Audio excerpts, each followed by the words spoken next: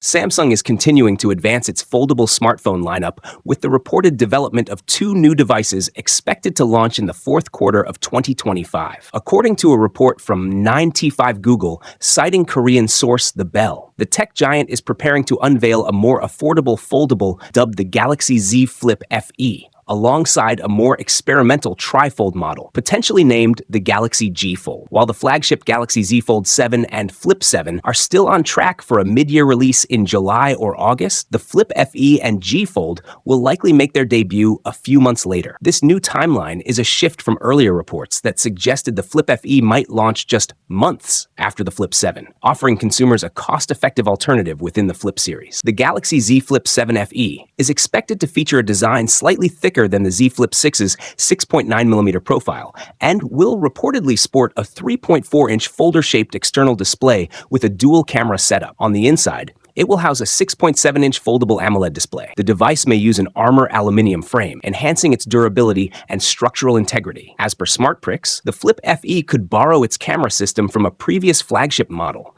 possibly including a 50-megapixel main sensor and a 12-megapixel ultra-wide lens. It is also likely to retain the 4,000 mAh battery found in the Z Flip 6 and be powered by the Exynos 2400E chipset, a more energy-efficient variant of the processor used in the Galaxy S24 lineup. The phone is expected to ship with One UI 7 based on Android 15 and benefit from Samsung's extended software support, potentially offering up to 7 years of updates. Meanwhile, the Galaxy G Fold is shaping up to be Samsung's most ambitious foldable yet. It's expected to weigh just under 300 grams, similar to Huawei's Mate X-T, the world's first commercial trifold device. However, the G Fold might not match the Mate X-T's sleek 3.6mm thickness when unfolded. It is projected to offer a massive 9.96-inch display when fully extended, providing users with a near-tablet experience.